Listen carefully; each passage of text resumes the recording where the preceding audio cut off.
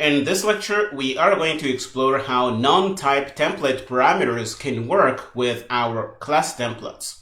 We have seen non-type template parameters before when we looked at function templates, but now we're going to see that we can even use them in class templates. And non-type template parameters are types that you directly put in your template declaration. For example, if we look here, you see we have a size t type that is directly put in here. So this is not going to be a type that is dynamically swapped in by the compiler when we compile our program.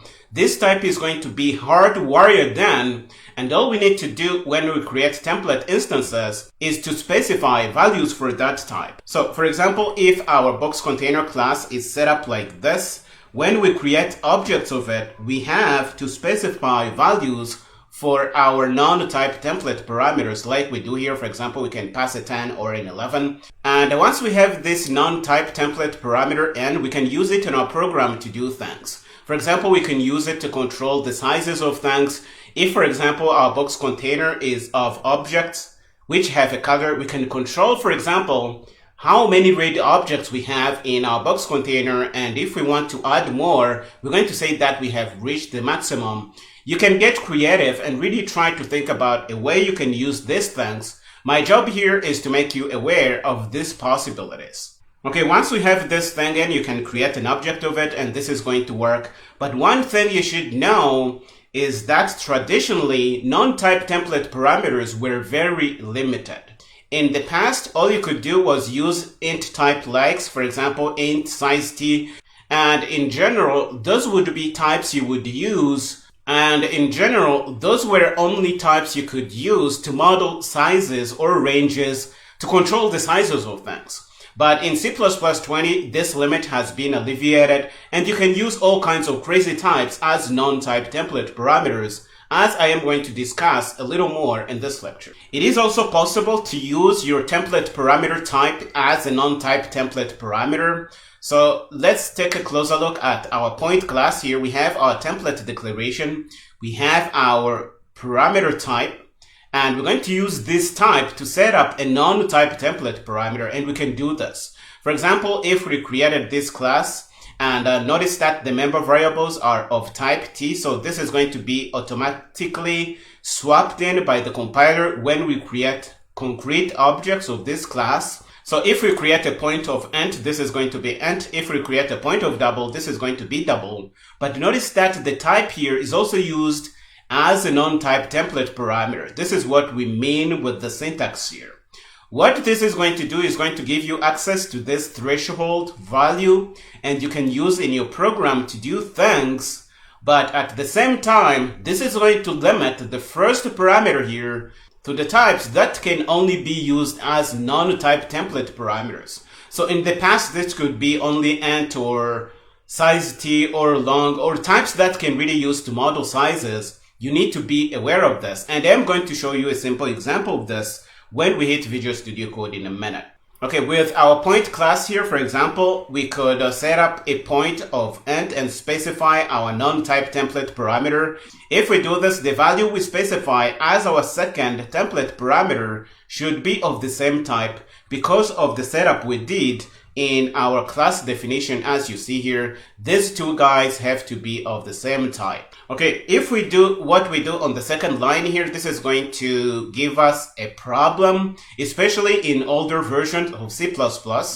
The limit to not use double as a non-type template parameter has been alleviated in C++20, but be careful because compilers are not really good in support for this feature. So if you try this out, for example, on GCC, this is not going to work. I think it is also not going to work in Clang 10. That's where I tested this. But this is something you could be able to do in the future. But for now, this is going to give you a compiler error because you can't use double as a non-type template parameter. Hopefully you can see that if we do a setup like this, our types that we can use as the first parameter are going to be limited by the non-type template parameter limitations in our C++ program. This is what I meant. Another thing you should know is that non-type template parameters can make your code really hard to read. For example, going back to our point class, we're going to see that every method implementation is going to need to be decorated with our template declaration, and this is going to have our type parameter and our non-type parameter, and this is going to be really hard to follow, especially if you do this a lot in your class templates. This is going to be hard to read, and you need to be very clear if you want to use this in your code. You should know that non-type template parameters can be avoided by, for example, passing the same data as parameters to the constructors, so they are just an alternative way to do things in your C++ program. Another really bad thing about non-type template parameters is that every time you pass a different value for your non-type template parameter, the compiler is going to create a separate instance for your class. So for example here, if we create a box container of int and use a value of 10, this is going to create an instance with a 10 plugged in. And if we create another object with a value of 11, this is going to create another instance with a value of 11 plugged in. And I think this is something you don't want in your C++ program. And this is going to be brought in by non-type template parameters. So personally, I advise not to use non-type template parameters because they are really bad. And in most cases, you are going to be able to achieve the same thing by passing the same data as parameters to your constructors. This is going to be much easier and not submit you to the limitations or ugliness of non-type template parameters. Another thing I have touched on is that in C++20, you can set up all kinds of crazy types as non-type template parameters. For example, we have the ability to use doubles or even class types, but this is something I don't really want to get in now because compiler for this is really bad, so we can't really try this out. You can consider that this is not supported in C++20. Now that we know this, we're going to head over to Visual Studio Code and play with this a little more. Here we are in our working folder. The current project is non-type template parameters here. Let's grab our template files and put them in place.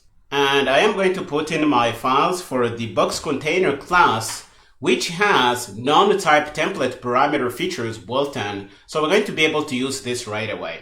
If you want, you can grab the code here from the resource section of the course, and you will be able to use this right away. For now, I am going to open this in Visual Studio Code, and we will have our files in place. And let's look at our box container class. It is now using a second parameter, and this is a non-type template parameter because it is really not going through a regular template parameter. It is a direct type that we plug in, and when we create objects of this type, we will need to specify values that can be used in our C++ program. The moment we set up something like this, the maximum value here will be a variable in our code, and we can use it to do things. But one thing you have to remember, the moment you set up a non-type template parameter, it is going to be part of every single template declaration you do in your class. For example, every single member implementation we do is going to be decorated with this. So you will have to put up with all this ugliness in your C++ code. This is really why I said that non-type template parameters contribute a lot in making your code hard to read and understand, especially for other developers. But I don't think anybody likes something like this. For regular type parameters, the price is really worth it because this gives us the ability for our class to work with different types. But for non-type template parameters, you could really achieve the same thing by passing the same data as a parameter to the constructor of your class, or you can even set up a member variable for this piece of data and have it be part of your class without sacrificing on the readability of your code. If we go down to our add method implementation, we're going to see that we have the same template declaration in place. And here I want you to see that it is possible to use this piece of data in your member functions. And for example, here we can use this guy as a capacity checker. We can check and see if the size is equal to our maximum value, and we can tell people to not add any more elements because we have reached maximum capacity. This is something you can do in your program if you need to do this. Okay, now that we have this in place, we can try to use this in the main function. So let's go in our main CPP file and include our box container. Let's put this in. We can remove whatever we have in the main function and put in a piece of code we can play with. We're going to create a box container object, and notice that we pass a second parameter as a value, and the type of this value has to match with our non-type template parameter type.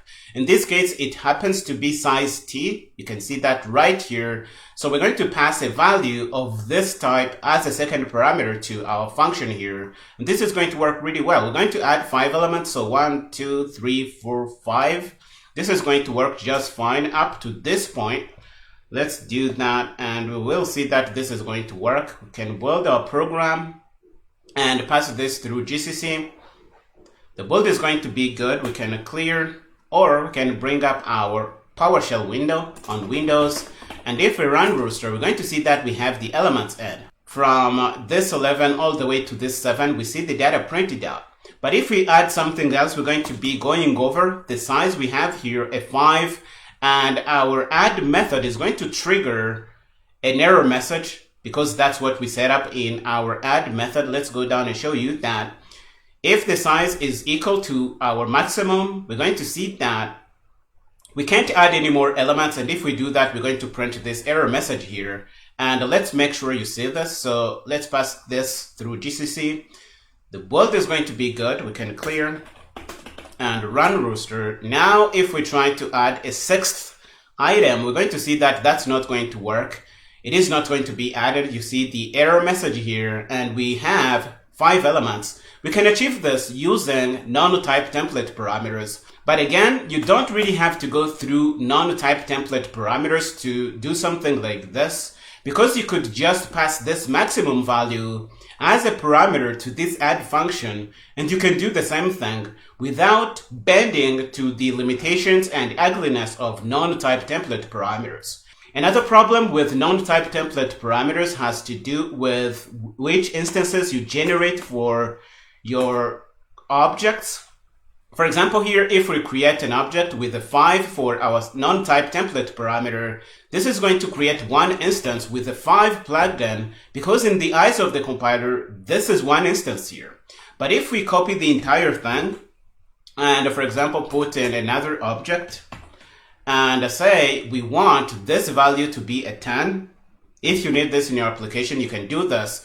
But this is going to be another instance. Let's say this clearly, and another instance. And if you do this like 100 times or 500 times in your code, you're going to have 500 instances that you don't really need because of the ugliness of non-type template parameters. Let's grab the code in our class template and use that with the CPP Insights tool, because I want you to really see this. So let's grab all the code here. I am going to hop over there and I am going to take out everything I have in front of this, and I am going to remove all this, and we don't need this template declaration here. We can put in the code as is from our header file. This is all good and fine.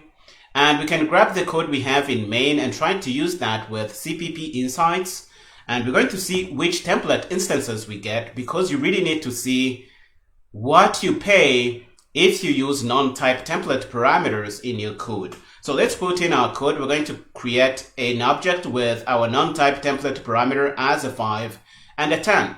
We can comment out the first to let you see one instance created. So let's run this.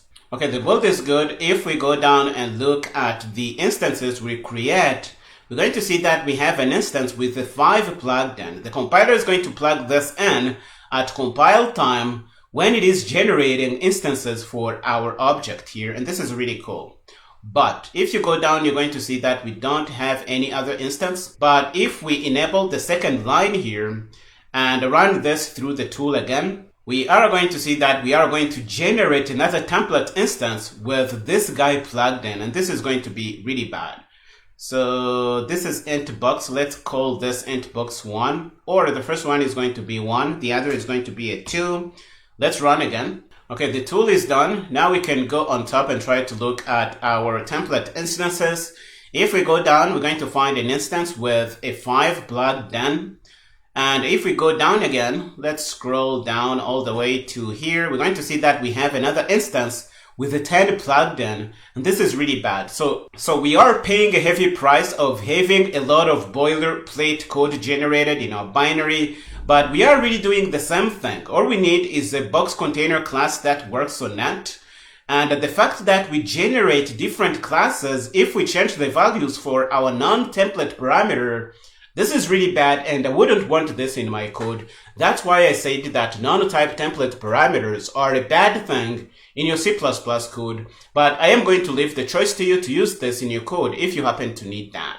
Another thing I want you to see is that it is possible to use a regular template parameter type as a non-type template parameter, as we have seen in the slides.